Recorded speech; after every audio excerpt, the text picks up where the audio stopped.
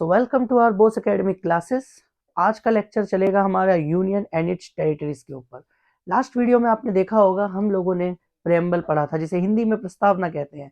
तो प्रस्तावना की जब बात की गई थी तो उसमें हमने देख लिया था कि हमारा जो कॉन्स्टिट्यूशन है वो एक्चुअली में उसके अंदर क्या क्या कंटेंट है। तो आज उसी कंटेंट को ध्यान में रखते हुए हम लोग स्टार्ट करने जा रहे हैं यूनियन एंड इट्स टेरिटरी। तो जब बात यूनियन एंड इट्स टेरिटरी की हो तो देखिए ध्यान रखिएगा, हमारे संविधान के अनुच्छेद यानी कि आर्टिकल 1 to 4 के बीच में इन सब के बारे में बात की गई है।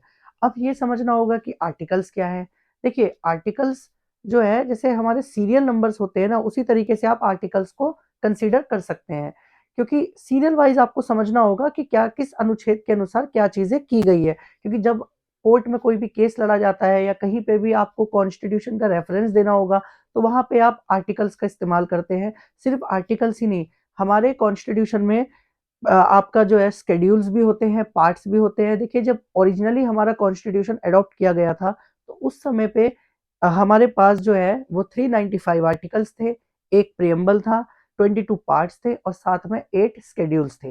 लेकिन आज के दिन में जब हम ये लेक्चर देख रहे हैं तो आज के दिन में हमारे पास प्रियम्बल एक ही है, लेकिन हमारे 25 पार्ट्स हैं, 12 स्केड्यूल्स हैं और 470 आर्टिकल्स हैं। तो स्टार्ट करते हैं लाइन वाइज। सबसे पहले देखते हैं आर्टिकल 1 क्या कहता है। तो देखिए ध्यान से समझिएगा। आर्टिकल 1 कहता है यूनियन एंड इट्स टेरिटरी के बारे में हम जो पढ़ने जा रहे हैं उसमें आर्टिकल 1 ये कहता है कि आर्टिकल 1 आपका दर्शाता है name and it's territory of the union. यानी कि जो भी टेरिटरीज हमारे देश में बनी हुई है उनका नाम क्या है और उसके टेरिटरी का वो टेरिटरी सारे के सारे यूनियन में जुड़ते हैं। यानी कि देखिए आर्टिकल 1 क्लॉज 1 कहेगा आपको कि India that is Bharat shall B A union of states. इससे क्या पता चलता है कि भारत जो बना हुआ है वो बना हुआ है स्टेट्स के संघ से, यानी कि सारे स्टेट्स जब मिलेंगे तब भारत बनेगा। इससे ये बात साफ जाहिर होती है कि हमारे जहां से संविधान की शुरुआत होती है वहीं पर पहली लाइन में ही ये बात कह दी गई है कि ये जो देश है वो राज्यों का संघ है, यानी कि India that is Bharat shall be a union of states. उसके बाद आर्टिकल 1 क्लॉज 2 कहता है states and territories thereof shall be specified in the first schedule. यानी कि पहले स्केड्यूल में स्टेट्स और टेरिटरीज को प्रेफरेंस दी गई है।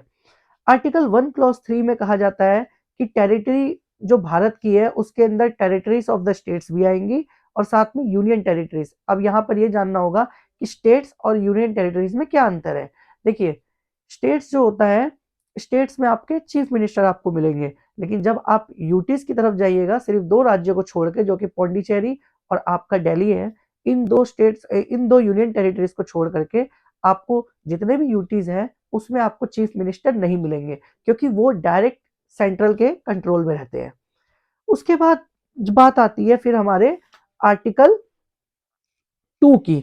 आर्टिकल 2 की जब बात की जाती है तो एडमिशन और एस्टेब्लिशमेंट ऑफ न्यू स्टेट्स इसमें साफ लिखी गई है, आपको स्क्रीन पर दिखाई दे रहा होगा।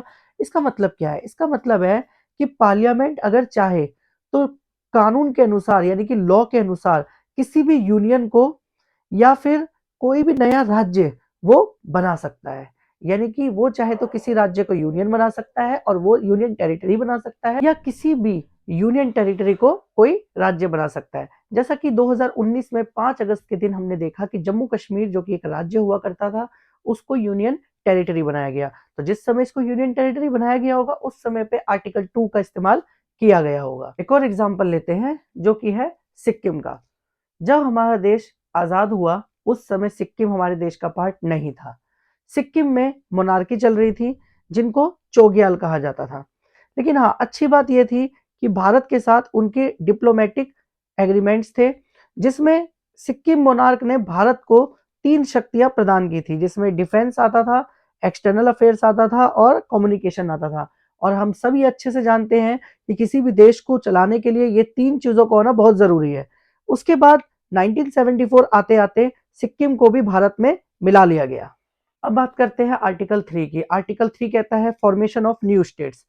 फॉर्मेशन ऑफ न्यू स्टेट्स का मतलब नए राज्यों का निर्माण करना। देखिए ध्यान से समझिएगा, पार्लियामेंट किसी भी कानून को ला करके किसी भी नए स्टेट को बना सकती है। कैसे बनाएगी?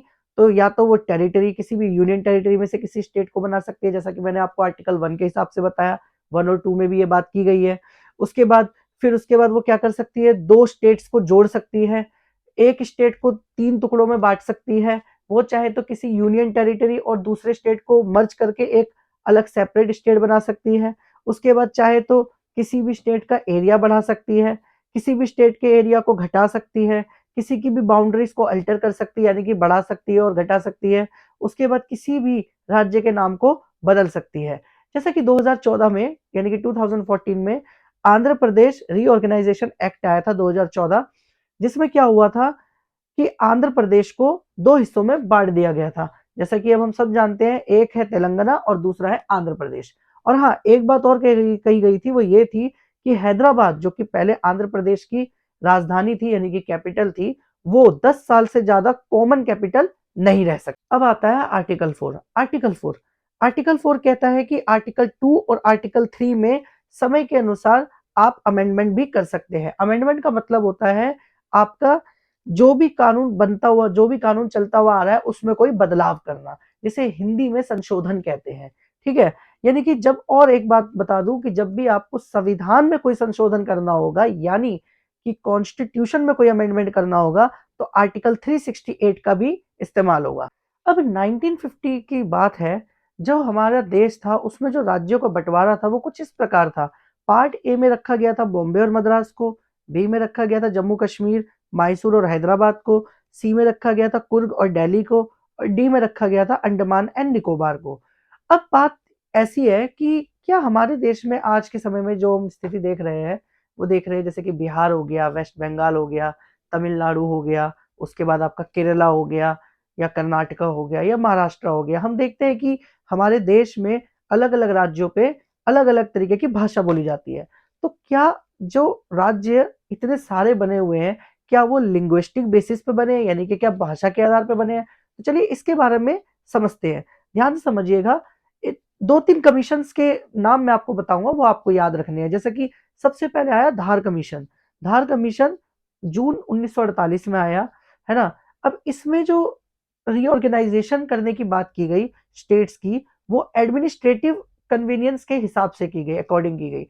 इसमें लिंग्विस्टिक बेसिस नहीं था। इन्होंने लैंग्वेज को साफ साफ मना कर दिया था कि लैंग्वेज के बेस पे हम किसी भी राज्य को नहीं बांटेंगे, क्योंकि नया, देखिए सीधी सी बात है, देश नया नया आजाद हुआ था, यानी कि नई नई इंडिपेंडेंस मिली थी। अब उस समय पे अगर हम, उस समय पे जो हमारे जो संविधान निर्माता है, जिन्होंने भी हमारा संविधान लिखा है, उन लोगों के दिमाग में जरूर ये बात, ये डर रहा होगा कि अगर हम अभी के समय में, अगर हम लिंग्विस्टिक बेसिस पर हम राज्यों को अलग करते हैं, तो हो सकता है मे बी कि हमारा जो देश है वो फिर से दोबारा से बट जाए। इसीलिए धार कमीशन ने 1948 में इस प्लान को रिजेक्ट कर दिया। उसके बाद एक और कमेटी बनाई गई जिसका नाम था जेवीपी कमेटी। वो बनी दिसंबर 1948, यानी कि उसी साल में, जिसमें जवाहरलाल नेहरू जी, सरदार वल्लभ भाई पटेल और पत्ताभी सीतारामैया जी थे। इन्होंने भी बोला कि एडमिनिस्ट्रेटिव कन्वीनियंस पे ही हम स्टेट्स को रीऑर्गेनाइज करेंगे, ना कि लैंग्वेज के बेस पर। फिर ऐसा कैसे हुआ कि आज हम देख सकते हैं कि, कह सकते हैं आप कि लैंग्वेज के बेस पे बहुत सारे राज्य हमारे देश में हैं। सबसे पहला राज्य जो कि लैंग्वेज के बेस पर बना, वो था आपका आंध्र प्रदेश। जी बिल्कुल सही सुना आपने। और एक इंसान के बारे में बता दूं जिनका नाम था ओटी श्री मरलू।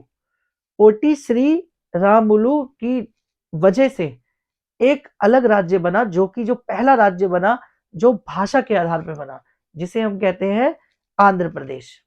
देखिए ध्यान से समझिएगा, इन्होंने 56-57 दिन का फास्ट रखा था कि मद्रास से तेलुगु लोगों को अलग किया जाए।